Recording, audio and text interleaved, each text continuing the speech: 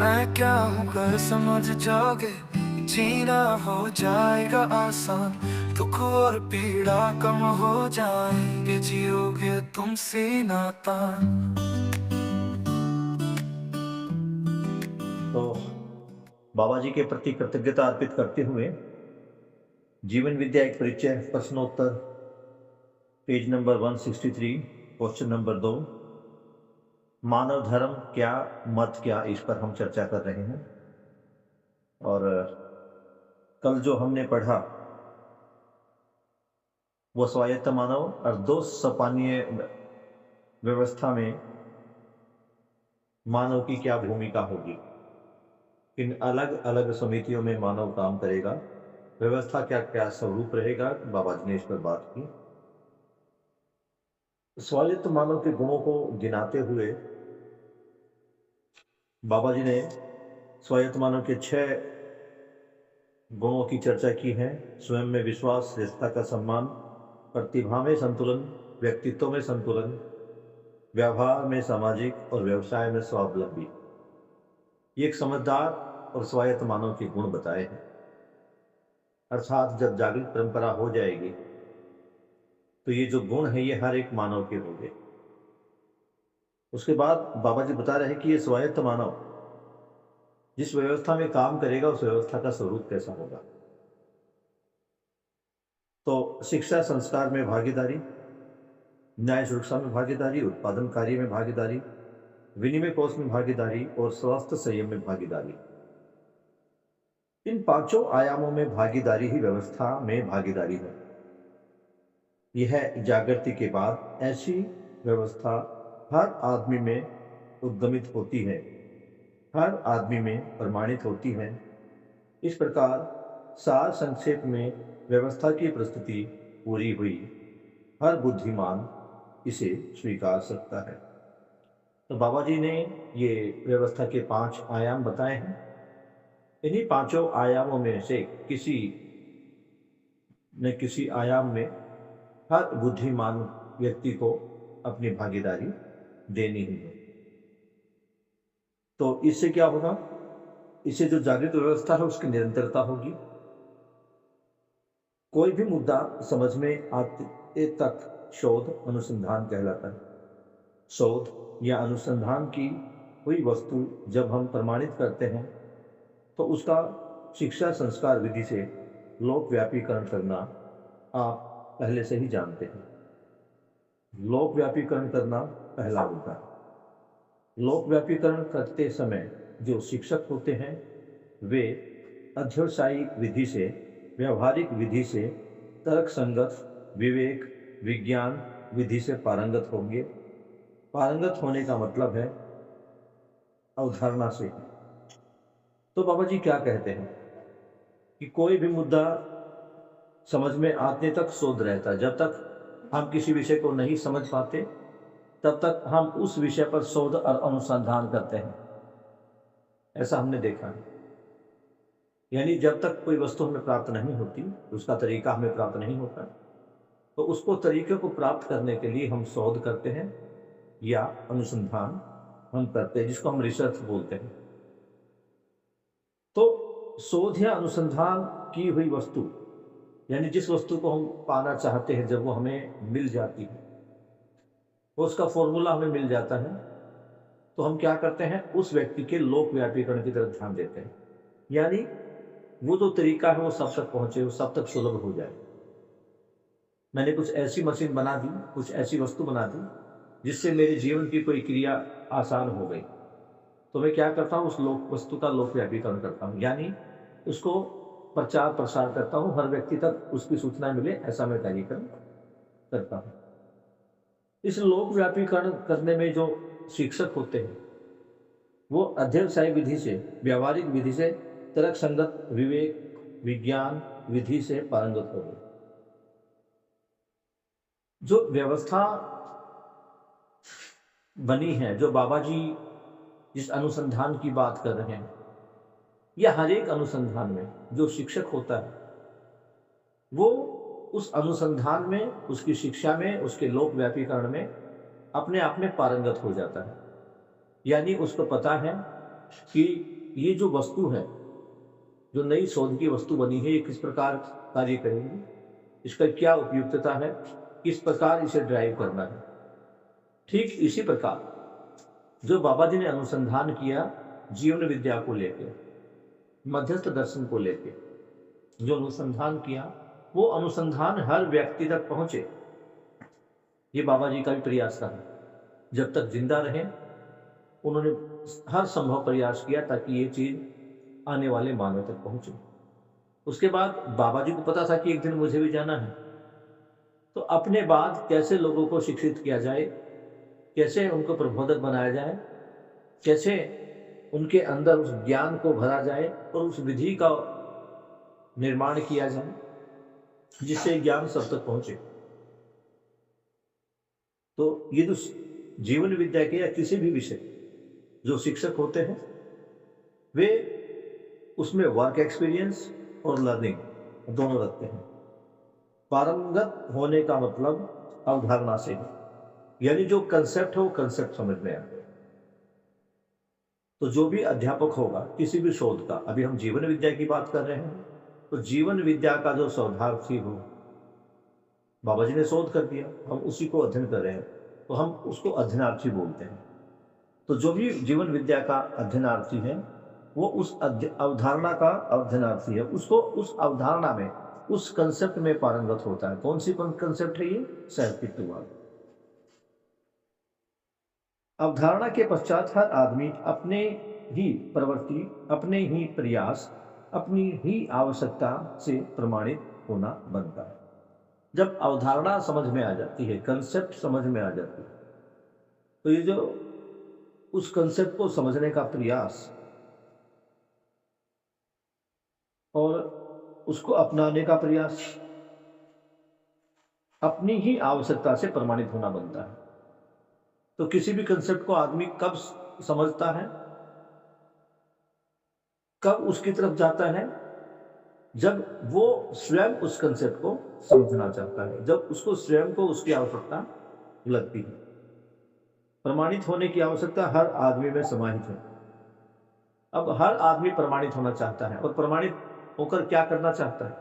किसको प्रमाणित करना चाहता है? सहअस्तित्व। और जो सहअस्तित्व में प्रमाणित होता है, वो सहअस्तित्व को प्रमाणित करता है, उसको निरंतर सुख का एहसास होता है। जब आपको यह महसूस होगा कि प्रमाणित होना नितांत आवश्यक है, तो आप कहाँ चुप रहेंगे, आप अभी प्रमाणित होंगे। पहले अनुसंधान विधि से हम पाए हैं, मुझसे जो पाएंगे वह होगी अध्यवसायी विधि। अध्ययन के पश्चात स्वयं की जिम्मेदारी बोध के पश्चात शुरू होती है। बोध के उपरांत प्रमाणित करना ही होता है। किसी अवधारणा को बोध के बाद प्रमाणित करने को जब उद्गत होते हैं और संसार में संप्रेषित करने के लिए दौड़ते हैं, तो हम अनुभूत होते हैं। उसके बाद ही दूसरों को बोध होना बनता है।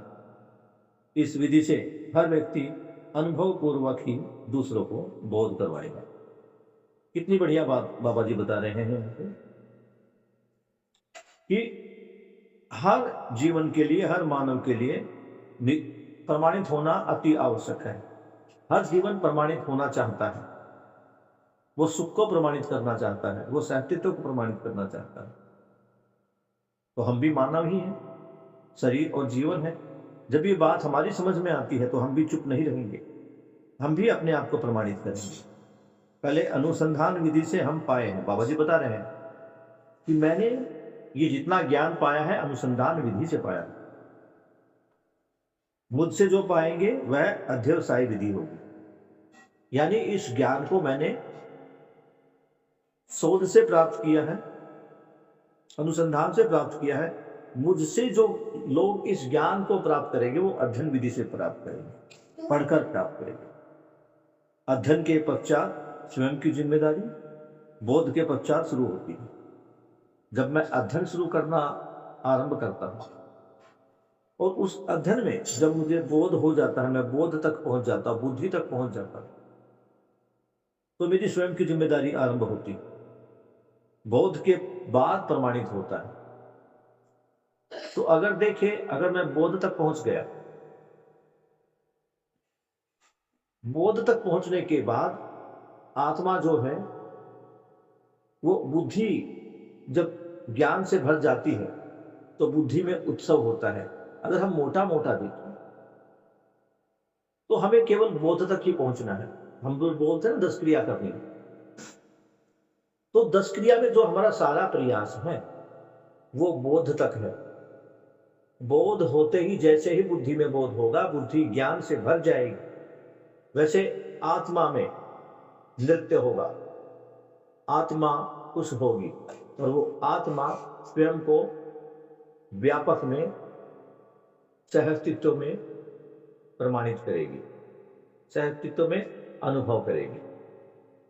तो अनुभव जैसे ही हो गया, उस अनुभव का प्रमाण शुरू हो जाएगा। अनुभव अपने आप ऑटोमेटिकली हो जाता है। जैसे ही बुद्धि बोध से भरती है, आत्मा तो व्याकुल बैठी है कि कब बुद्धि में बोध हो और मैं सहअस्तित्व में अनुभव करूं। तो बोध के उपरांत प्रमाणित करना ही होता है। जब मुझे बोध हो गया तो बोध के बाद ही मैं प्रमाणित करना शुरू कर देता हूं। किसी अवधारणा को बोध के बाद प्रमाणित करने को जब उद्वत होते हैं और संसार में संप्रेषित करने के लिए दौड़ते हैं तो हम अनुभूत होते हैं। यानी जैसे ही मुझे अवधारणा बोध हुआ तो मैं प्रमाणित करने के लिए दौड़ पड़ता हूं और वो प्रमाण मेरे आचरण के द्वारा इस संसार में संप्रेषित होता है और हम अनुभूत होने लगते हैं। उसके बाद ही दूसरों को बोध होना बनता है। पहले जो मुझे बोध हुआ उस बोध का मैं स्वयं अनुभव करता हूं और मैं उसमें स्वयं अनुभूत होता हूं, यानी उसको अनुभव करता हूं, उस सहअस्तित्व का अनुभव करता हूं। बोध होने के बाद अनुभव हो रहा है, उसको मैं अनुभव कर रहा हूं, मुझे अनुभव हो गया, तभी मैं दूसरों को अनुभव करवाने के लिए दौड़ता हूं। उसके बाद ही दूसरों को बोध होना बनता है। यानी मुझे बोध हो गया और मुझे बोध होने के बाद मैं वैसा जी गया। बोध होने का मतलब समझ में आना। मैं समझ गया, समझकर वैसा जीने लगा, उसके बाद ही मैं दूसरों को बोध करा पाऊंगा।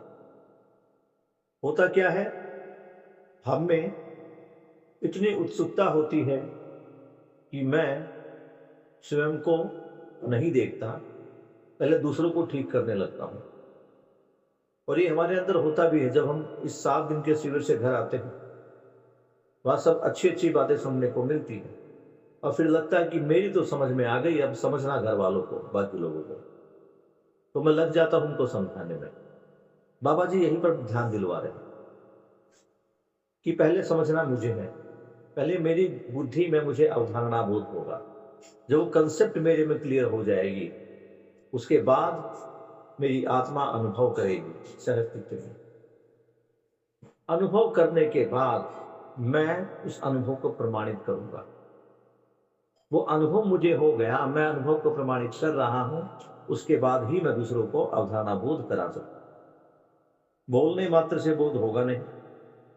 कुछ बातें हम सुनते हैं, फलस्वरूप हमें बोध हो जाता है और हम अनुसंधान में जुड़ जाते हैं। मेरे विधि से भी कुछ ऐसा ही हुआ। बाबा जी क्या कह रहे हैं, खाली बोलने से बोध नहीं होता, बोध के लिए प्रयास करना पड़ता है। पहले हम कुछ बातों को सुनते हैं, उन बातों पर हमारे कुछ सवाल बनते हैं।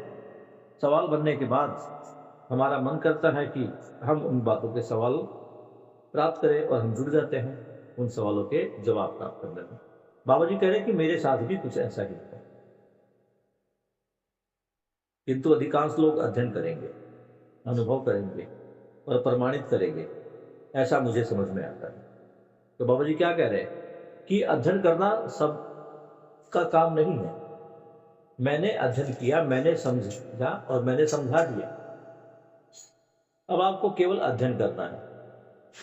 आपको अनुसंधान नहीं करता। तो इसी के साथ ये हमारा ये क्वेश्चन यहाँ पर समाप्त हो जाएगा। अगर कंसेप्ट देखें, अभी तक हमने जो 8-9 पेज पढ़े हैं, उसमें बाबा जी ने का जो सवाल है उसको देखते हैं, ताकि इसको हम शॉर्ट रूप में एक समरी पेश कर पाए। और ये समरी बाबा जी के अनुसार नहीं, बाबा जी ने जो लिखना था 9 पेज में लिख दिया। उसके बाद मेरी अपनी क्या समझ में आता है, इस पूरे 8-9 पेज पर को पढ़कर मेरा क्या अनुमान बनता है, उसको देखते हैं। तो सवाल था, मानव धर्म क्या और मत क्या? तो ये तो हम सब जानते ही हैं, जब हम प्रकृति की चारों अवस्थाओं की बात करते हैं और चारों अवस्थाओं के धर्म, रूप, गुण, स्वभाव, धर्म के बारे में बात करते हैं, तो देखते हैं जो मानव का धर्म है वो हमेशा सुख से जीना। जीवावस्था का धर्म केवल जीना है, उनमें केवल जीने की आशा है। लेकिन मानव में जो आशा है वो सुख से जीने की आशा है। मानव सुख के साथ जीना चाहता है, तो मानव सुख धर्मी है, ये हमें पता चल गया। तो अब ये है कि सुख मिलेगा कैसे? तो बाबा जी यहाँ फिर पुनः जो हमारी दो पुराने दर्शन हैं, पुराने भी नहीं कह सकते क्योंकि इन दोनों के साथ अभी भी हम लगे ही हुए हैं। तो पहला जो दर्शन था, जिसको बाबा जी ने अध्यात्मवाद बताया, अध्यात्मवाद है ही उसका नाम। तो इसमें सुखी रहने का जो तरीका बताया गया वो भक्ति विरक्ति विधि थी, पूजा आराधना थी। यानी उस परमात्मा की भक्ति में इतने लीन हो जाओ कि तुम सभी कष्टों को भूल जाओ, या उस परमात्मा को प्राप्त करने के लिए, उस ज्ञान को प्राप्त करने के लिए तुम घर परिवार छोड़कर जंगलों में चले जाओ। ठीक है, कुछ लोगों ने दावा किया कि उन्हें ज्ञान हुआ, कुछ लोगों ने यह भी घोषणा की कि हम निरंतर सुख में रह रहे हैं, कोई दिक्कत नहीं, ओके। लेकिन उसके प्रमाण नहीं बन पाए। अगर उस भक्ति विरक्ति से आदमी को सुख मिला होता तो उस सुख की परंपरा होती, उस सुख की निरंतरता होती, लेकिन ऐसा तो नहीं है। हम आज भी दुखी ही हैं। अर्थात ये जो अध्यात्मवाद जो है, इसमें मानव का सुखी होना बना नहीं। फिर ये भौतिकवाद आया। भौतिकवाद में क्या है कि जो सुख है वो संवेदनाओं से मिल रहा, सुख जो है वो भौतिक वस्तुओं से मिल रहा। तो यहां जो सुख का आधार माना गया वो माना गया वस्तु और सेवाएं। ये हमें मिलता रहे, हमारे जो जीवन है उस पर कोई फर्क नहीं पड़ता, क्योंकि जीवन को कोई समझा ही नहीं। शरीर संवेदनाओं को आधार मानकर ही उन संवेदनाओं को इन जड़ वस्तुओं के द्वारा शांत करना आरंभ हो गया और हमें लगने लगा कि हमें वस्तुओं से सुख मिल रहा है। उदाहरण के लिए कुछ व्यक्ति आईफोन को लेकर बड़े खुश हो जाते हैं, कुछ व्यक्ति कोई बड़ी गाड़ी लेकर बहुत खुश हो जाता है, कोई व्यक्ति कुछ अच्छा खाना खाकर सुख हो जाता है। लेकिन इस सुख की बात करें तो इस सुख की भी निरंतरता नहीं बन पाई। अर्थात भौतिकता में सुख है या भक्ति विरक्ति में सुख है, ऐसा प्रमाणित नहीं हो पाया। तो अब सुख है कहां? तो सुख है व्यवस्था में, सुख है समाधान में। और ये व्यवस्था की समझ और ये समाधान कब होगा? जब हम समझेंगे। और ये समझने वाली इकाई कौन है? ये समझने वाली इकाई जीवन है। समझना जीवन को है। तो जीवन क्या है उसको समझे, उसको जाने। और जीवन में जो 10 क्रियाएं हो रही हैं उनको समझे, उसको जाने। तो यहां अभी जीवन में मानव 4.5 क्रिया में जी रहा है, इसको भी देख लिया। इस 4.5 क्रिया में जो मन की क्रिया है वो आस्वादन है, वो चयन है। ये आस्वादन के बाद ही चयन कर रहा है मनुष्य, ऐसा हमने देख लिया है। तो अभी जो आस्वादन है मनुष्य का, वो आस्वादन क्योंकि जड़ वस्तुओं से ही सुख पाने का प्रयास कर रहा है, तो आस्वादन जो ले रहा है, एक गिलास पानी पी लो। तो आस्वादन जो ले रहा है वो प्रिय हित लाभ से हो रहा है। सॉरी, आस्वादन जो हो रहा है वो 3 उसके थे, मूल्य मूलक, लक्ष्य मूलक, और एक और था आस्वादन, दिमाग से निकल गया मेरे। 3 प्रकार का आस्वादन आदमी ले रहा है। मूल्य मूलक था एक लक्ष्य मूलक था। अभी चलो आप आएगा ध्यान में, बताता हूँ वो भी, कई बार दिमाग में चीजें घूमती रहती हैं। तो अभी आस्वादन वही हो रहा है, और इस आस्वादन में केवल और केवल व्यक्तिवादी करते हैं।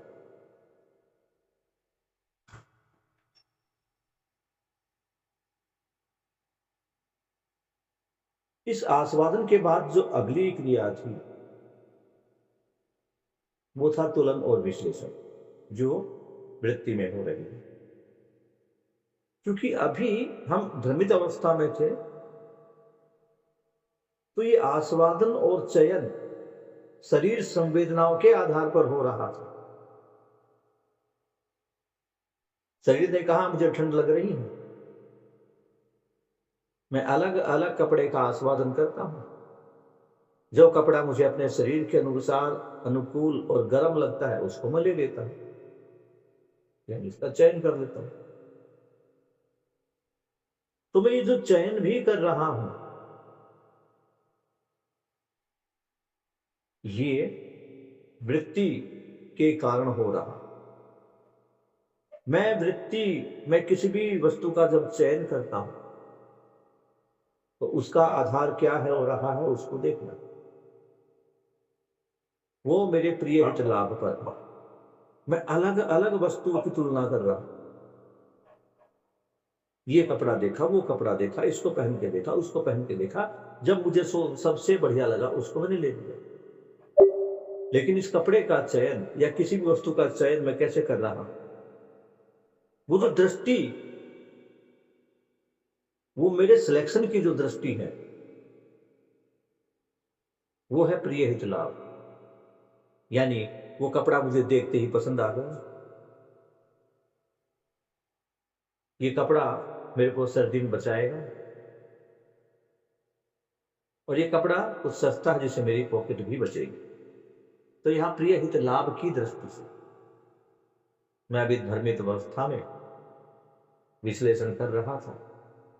विश्लेषण भी क्या कर रहा, जो विश्लेषण की जो दृष्टि वो भी प्रिय हित लाभ वाली है। तुलन और विश्लेषण उसी में हो रहा। और इन कपड़ों को पहन के, ये आस्वादन लेके, ये सारी चीजें देख के मेरे मन में कुछ चित्र उभर रहे हैं। ये सूचनाओं का मेरे दिमाग में भंडार हो रहा। जैसे ही मैं स्वेटर देखता हूं, नहीं ये गर्म है, ये अब आज हम किसी भी कपड़े को देख के बता सकते हैं कि ये सर्दियों का कपड़ा है, गर्मियों का कपड़ा है। अगर मेरे सामने एक वुलन का टोपा रख दिया जाए और पूछा जाए बताओ ये क्या है, तो मेरे दिमाग में एक चित्रण बना हुआ है कि जो वुलन वाला टोपा है इसे हम सर्दियों में पहनते हैं। तो हम तुरंत बता देंगे कि सर्दियों में पहनने वाली ड्रेस है। ये चित्रण बना हुआ है। ये सारे चित्रण जो बने हुए हैं ये भ्रमित अवस्था के चित्रण है। जो आस्वादन हमने किया था 3 प्रकार का, मूल्य मूलक, लक्ष्य मूलक, वो पहले वाला मुझे ध्यान नहीं आ रहा। किसने लिखा होगा बेटा 3 प्रकार का आस्वादन जीवन क्रिया में था? आस्वादन 3 प्रकार था, अभी मेरे दिमाग से स्लिप कर गया अचानक, वो थोड़ी देर में आएगा अभी। देख लेना आप भी। तो ये भ्रमित अवस्था में आस्वादन भी ऐसा ही है। और चूँकि भ्रमित है इसलिए शरीर से मन और मन से वृत्ति ये ड्राइव हो रही है। फिर मुझे कहीं से जीवन विद्या की कुछ सूचना मिली, मैंने जीवन विद्या को समझा और जाना।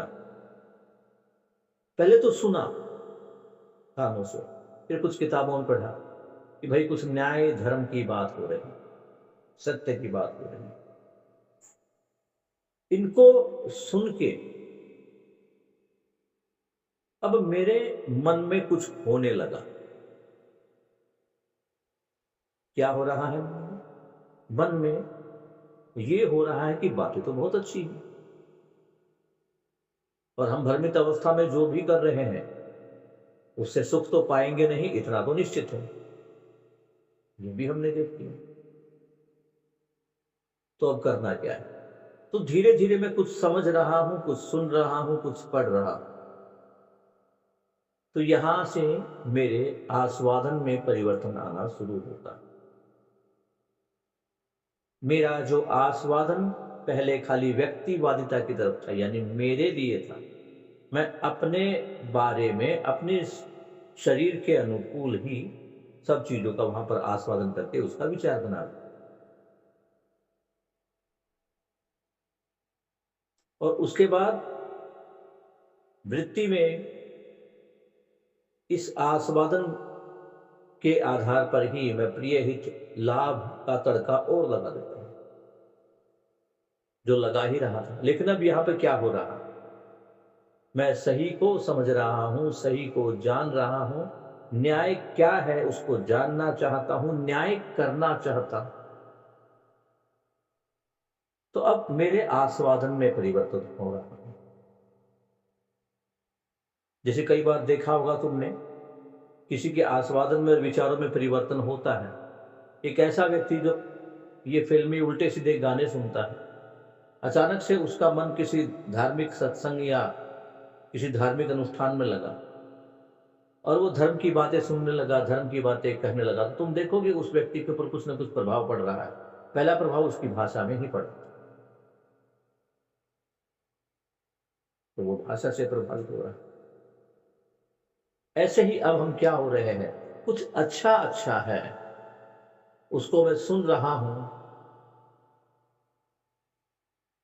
मेरा मन उनका आस्वादन कर रहा है, चयन हो रहा है। और अब मेरी जो तुरंत की दृष्टि थी वो भी विकसित हो रही। न्याय क्या है पता नहीं था, धर्म क्या है पता नहीं था, सत्य क्या है पता नहीं था, लेकिन अब जब से पता लगा है उसके अनुरूप जीने का प्रयास कर रहा हूं। ये जीने का प्रयास कर रहा हूं तो इसका अर्थ ये नहीं है कि मैं प्रिय हित लाभ को भूल जाऊंगा, ये कन्वर्ट हो जाएगा। कल भी हमने बात की थी, न्यायपूर्ण प्रिय, न्यायपूर्ण हित और लाभ का तो नाम ही नहीं है समझदारी के बाद। लाभ नाम की कोई वस्तु नहीं है, तो वहां लाभ की जगह आ जाता समृद्धि। तो न्यायपूर्ण समृद्धि। अब थोड़ा सा इसको और देख लेते हैं। धर्म,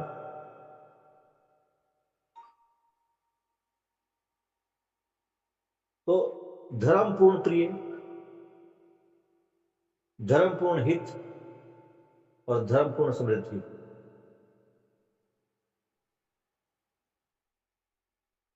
तो फिर आगे सत्य की तरफ भी देखते हैं तो वहां भी एक कन्वर्जन मिलता है।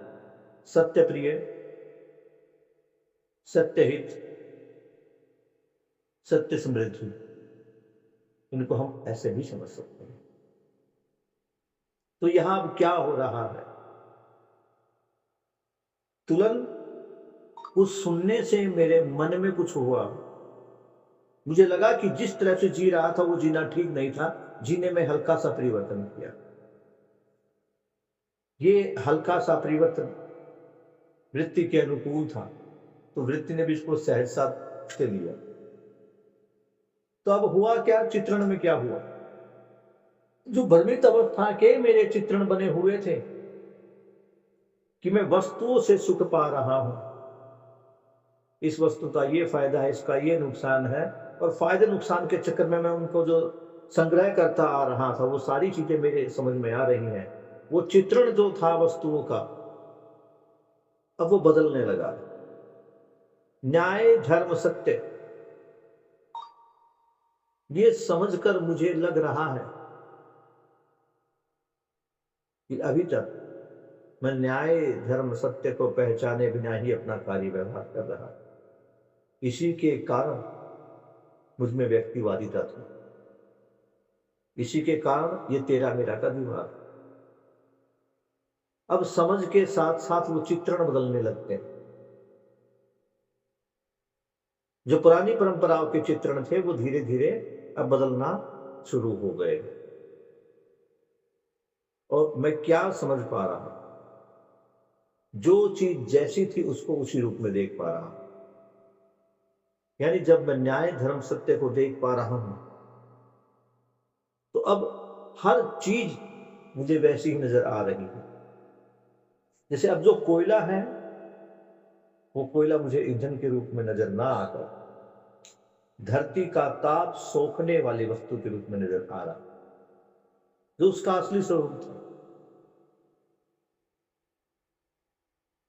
पानी का मुझे असली स्वरूप नजर में आ रहा है। यानी जिस जिस वस्तु को मैं देख रहा हूं, उस वस्तु का जो सही स्वरूप है वो नजर आ रहा है।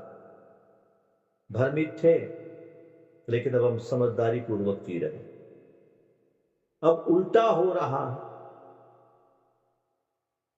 चित्त अच्छा लग रहा है कि वृत्ति न्याय, धर्म, सत्य पूर्वक काम कर रही है। मन को अच्छा लग रहा, वृत्ति को भी अच्छा लगता है कि मन भी अब संवेदनाओं से, शारीरिक संवेदनाओं से खुश नहीं होना चाहता। वो व्यवस्था से खुश होना चाहता, वो सही से खुश होना चाहता। तो यहां मन में ये जो आज्ञापालन हो रहा है, वृत्ति में इसको बड़ी खुशी होती है। जिस प्रकार छोटे बच्चों की सफलता पर घर के बड़े बुजुर्ग खुश होते हैं, उसी प्रकार जब मन सही क्रम में चलने लगता है, यानी वृत्ति के अनुकूल चलने पड़ता है, तो वृत्ति में हम क्या कहें भैया उसको, एक नृत्य होता है, एक सुख का एहसास होता है।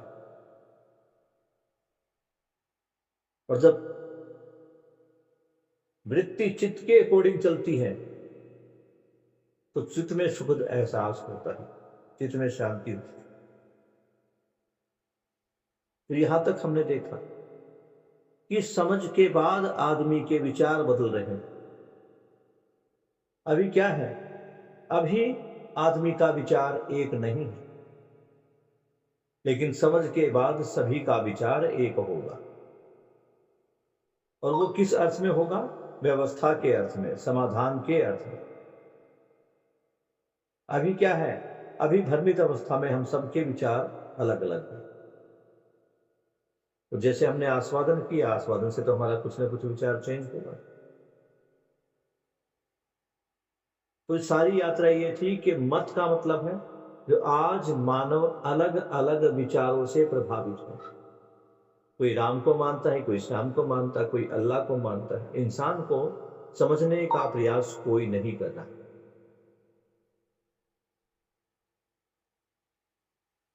तो मानव धर्म क्या है? सुख से जीना।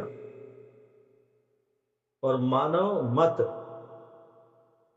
तो मानव का जो अभी जो भ्रमित अवस्था में वो मत अलग अलग है, लेकिन जब जागृत परंपरा होगी तो मानव का एक ही मत रहेगा, एक ही विचार रहेगा। वो रहेगा सार्वभौम व्यवस्था, अखंड समाज, सार्वभौम व्यवस्था। ये है मानव का मत। ये होगा समझदार मानव का मत। इतना क्लियर आया बेटे? क्या धर्म और मत को समझ पाए? मत अर्थात विचार। भ्रमित अवस्था में मानव के विचार अलग अलग हैं। इसी कारण से मानव अलग अलग समूहों में बटा हुआ है। हर समूह अपने आप को श्रेष्ठ मानता है। इसी के कारण जो ये मानव के समूह हैं, जो विचार के आधार पर बने हुए हैं, मत के आधार पर बने हुए हैं, इनमें आपस में संघर्ष होता है, कौन अच्छा कौन बुरा। और धर्म की हमने बात कर ही ली है, समाधानित, सुखी और व्यवस्था में रहना ही सुख है। ओह, यहां तक समझ में आ रहा है बेटा? किसी को कुछ समझना है?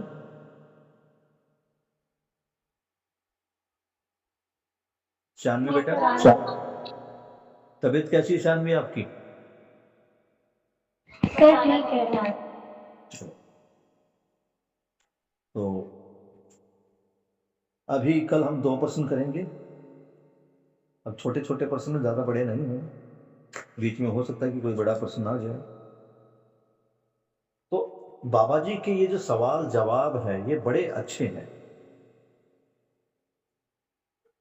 इनसे जो परंपरा के शब्द हैं और जो बाबा जी के जो शब्द हैं,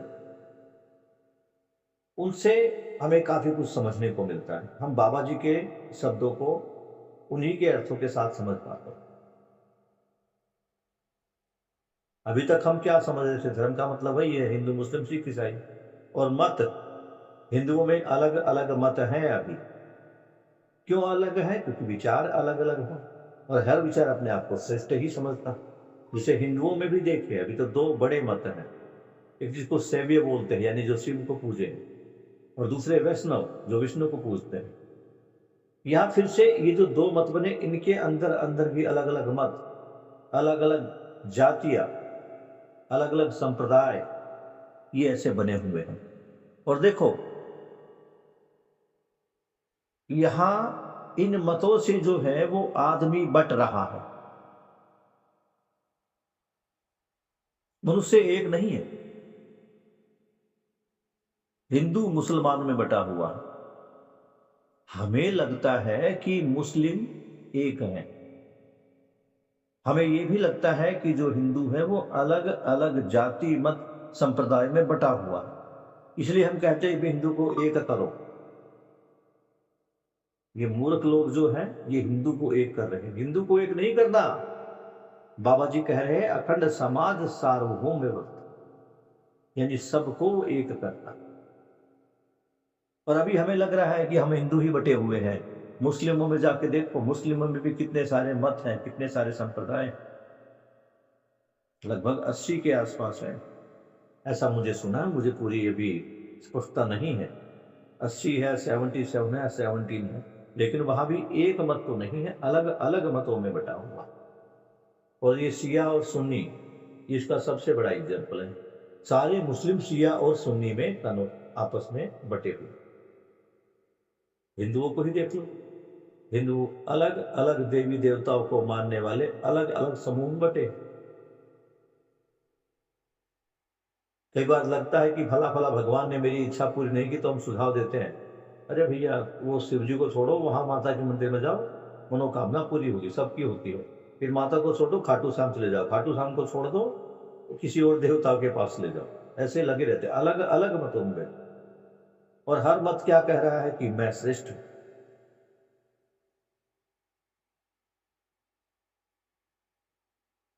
आई होप ये आपकी समझ में आ रहा है। और अगर नहीं समझ में आ रहा है तो कोई सवाल है तो कोई पूछ सकते हो। स्नेहा और शानवी, कुछ पूछना बेटा?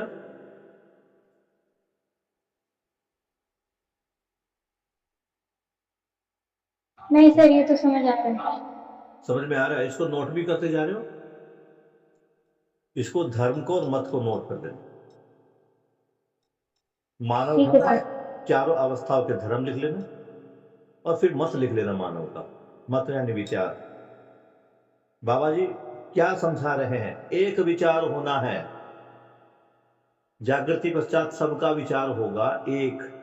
लेकिन जागृति तक पहुंचने के लिए भी हमने विचार को एक करना है। एक विचार, सार्वभौम व्यवस्था जो है उसको लाना है। अखंड समाज सार्वभौम व्यवस्था, उसको लाना है, उसको प्रमाणित करना है, उसमें जीना है, तब विचार एक होगा। और जब सबका विचार एक होगा, सबकी समझ एक होगी, तो वहां क्या आपस में कोई लड़ाई झगड़ा, तू छोटा तू बड़ा, ऐसा कुछ होगा? खुद समझ के देखना। नहीं सर। तो बस उसी के लिए प्रयास करना है। ये जो तेरा मेरा का दीवार है, यही हमारे अलग अलग मत है, इनसे आगे पाना। तो अभी लगभग 9:15 हुए हैं, 15 मिनट शेष है। इस 15 मिनट शेष में हम क्या कर सकते हैं, इसको देखना है। पढ़ने का क्रम हम यहीं पर समाप्त करते हैं। तो आज हम बात करते हैं धर्म की। हमने समझा ही है।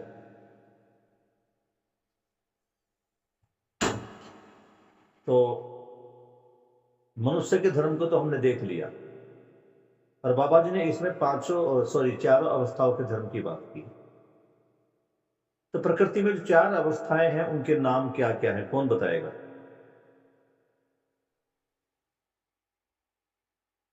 और नहीं है, ध्यान नहीं है तो लिख भी लेना। प्रकृति में 4 अवस्थाएं हैं। कौन कौन सी अवस्थाएं हैं? पदार्थावस्था, प्राणावस्था, जीवावस्था और ज्ञानावस्था। ठीक है। बाबा जी के मत के अनुसार, यानी बाबा जी के अनुसार, मानव कौन सी व्यवस्था में है? जीवावस्था या ज्ञानावस्था? ज्ञानावस्था। ठीक है। और ये जो हमारी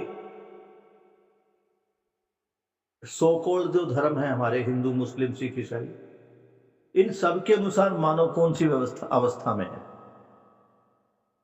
ज्ञानावस्था में या जीवावस्था में?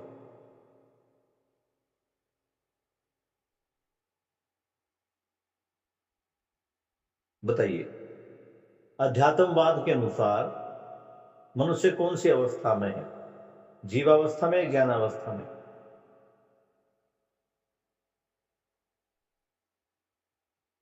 क्यों जली, क्या लगता है? सर जीवावस्था में। हाँ, क्योंकि मंदिरों में सुना ना, प्राणियों का हित हो। तो प्राणी समझ गया है। तो प्राणी क्या है? जीवावस्था ही है।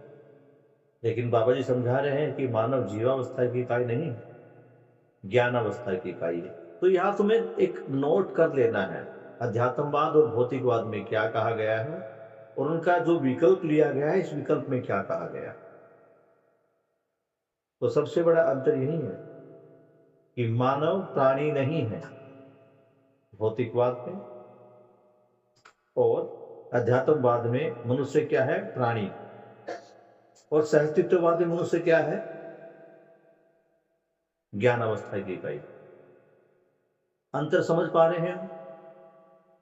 दोनों में जब तक अंतर समझ में नहीं आएगा, हम भटकाव में रहेंगे। और कब हम मध्यस्थ दर्शन से अध्यात्मवाद में चले जाएंगे, पता भी नहीं चलेगा, क्योंकि बहुत ही बारीक महीन रेखा है। तो पहला अंतर यही है। क्या बताया मैंने? पहला अंतर कि मानव जो है, बाबा जी के अनुसार, सहअस्तित्ववाद मध्यस्थ दर्शन के अनुसार, मानव ज्ञानावस्था की इकाई है, और बाकी दोनों के अनुसार मानव जीवावस्था की इकाई। तो चारों अवस्थाओं की हमने बात की। बहुत बढ़िया शानवी, बहुत अच्छे से तुमने बताया। अब इन इकाइयों के धर्म क्या है,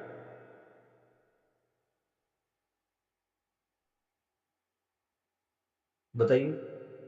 पदार्थावस्था का जो धर्म है वो क्या है? क्या है? पदार्थावस्था का धर्म है होना, मतलब वो है ही। हाँ, यानी अस्तित्व। तो हम थोड़ा सा शब्द को अब बढ़िया रखते हैं। होना तो ठीक है, रेगुलर भाषा का यूज है, हमने समझने के लिए किया था। अब हम थोड़ा बाबा जी के जो शब्द हैं उनको लेते हैं। तो पदार्थावस्था का धर्म है अस्तित्व। समझ में आ गया? और अस्तित्व का ही हिंदी रूपांतरण है होना। तो जीवावस्था का क्या धर्म है? ओ सॉरी, प्राणावस्था का क्या धर्म है? अंजलि तुम बताओ बेटा।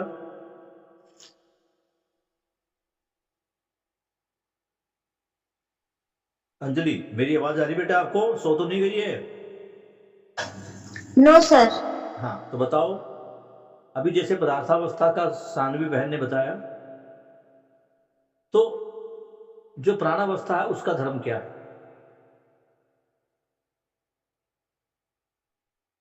ध्यान है? नहीं है तो लिख लो।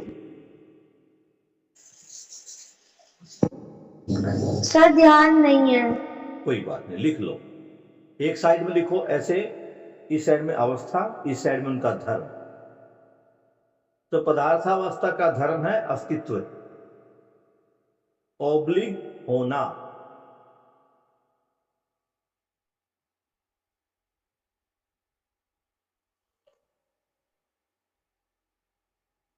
कितनी बार इसी चैप्टर में हमने बाबा जी ने बताया है, 2 बार बताया इसी क्वेश्चन में। कोई बात नहीं, नेटवर्क का इशू हो सकता है, मैं समझता हूं। दूसरी अवस्था है प्राणावस्था। अब प्राणावस्था यानी पेड़ पौधे, हमने क्या बताया था? धर्म क्या है? जिसको जिससे अलग ना किया जा सके, यानी वो उसमें से हटा दे तो वो किसी काम का नहीं। अगर इस पदार्थ का होना ही हटा दिया जाए, पदार्थ है ही नहीं, तो फिर काहे का धर्म है? उसका तो कोई धर्म रहा ही नहीं जब कुछ नहीं है। तो ऐसे ही ये जो प्राणावस्था है, ये तुमने देखा होगा कि एक बार एक अंकुर किसी बीज से बाहर आ जाए तो वो रुकता नहीं, फिर वो बढ़ता रहता है। इस बढ़ते रहने को हम प्राणावस्था से हटा नहीं सकते, क्योंकि प्राणावस्था की कोई ऐसी इकाई है ही नहीं जो बढ़े। तो प्राणावस्था का जो धर्म है वो है बढ़ना, यानी पुष्टि। समझ में आ गया? हम किसी भी पेड़ पौधे को बढ़ने से नहीं रोक सकते, तो जिससे हम उसको नहीं रोक सकते वही उसका धर्म है।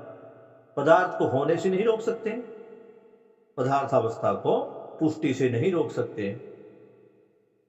और अगला जो अवस्था है वो है जीव अवस्था, जिसमें सभी प्रकार के जीव जंतु जानवर आते हैं।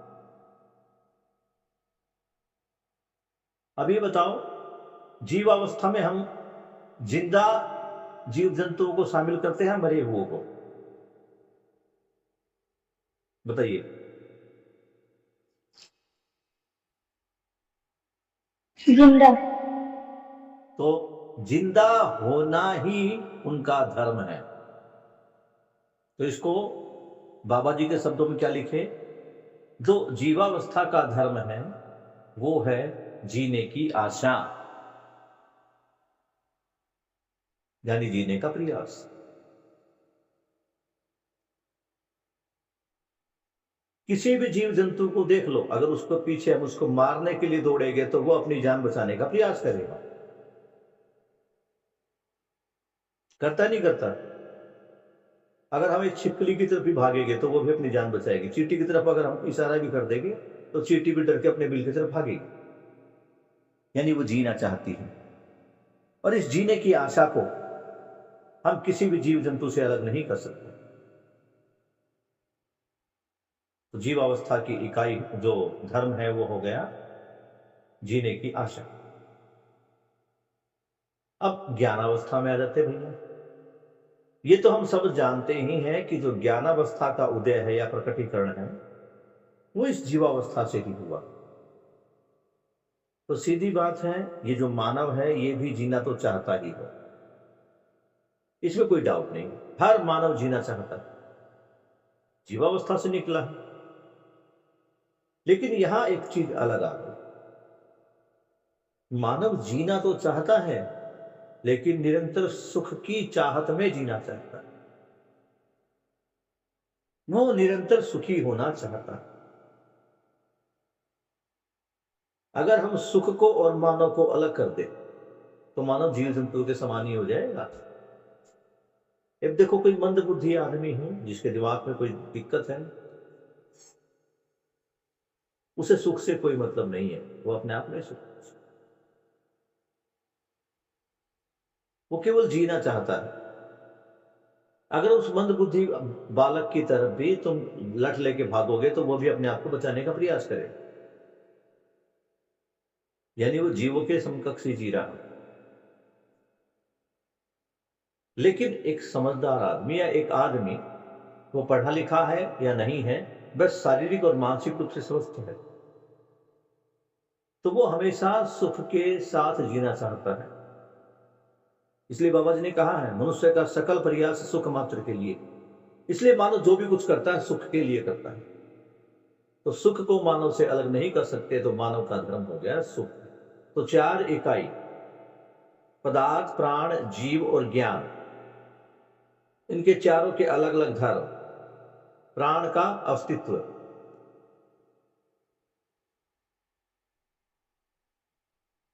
सॉरी, पदार्थ का अस्तित्व, प्राण का अस्तित्व के साथ पुष्टि, यानी है। ये जो पहले वाला गुण था अगले वाले में समाहित हो जाएगा और उसके साथ एक और नया चिप जाएगा। तो जैसे उसका गुण था अस्तित्व में होना, तो इसका मतलब है होने के साथ पुष्टि। अगला जो ज्ञान अवस्था है उस क्या है? होना, पुष्टि। तुम जानवर को भी देख लो, जानवर है तभी तो जानवर है, यानी जिंदा है तभी तो जानवर है। और पुष्टि भी देख लो। इस प्रकार कोई पेड़ पौधा बचपन से लेकर अपने अंतिम जवानी के समय तक वो बढ़ता रहता है, ठीक उसी प्रकार ये जीव जंतु ये भी बढ़ते ही रहते हैं। तो इसमें पुष्टि भी है, इसमें होना भी है। तो प्राणावस्था का, सॉरी, जीवावस्था का जो धर्म हुआ वो हुआ है अस्तित्व पुष्टि सहित जीने की आशा। अस्तित्व भी है, पुष्टि भी है और जीने की आशा भी है। और जो चौथा है ज्ञानावस्था, उसमें क्या हो गया? अस्तित्व और पुष्टि के साथ सुख से जीने की आशा। ये 4 धर्म हो गए। क्लियर बेटा यहां तक ये? Yes sir. तो आज के इस पठन कार्यक्रम को हम यहीं पर समाप्त करते हैं। बाबा जी के प्रति और सभी श्रेष्ठ भाई बंधुओं के प्रति कृतज्ञता अर्पित करते हुए आज की कक्षा का हम यही समापन कर रहे हैं। Good night. कल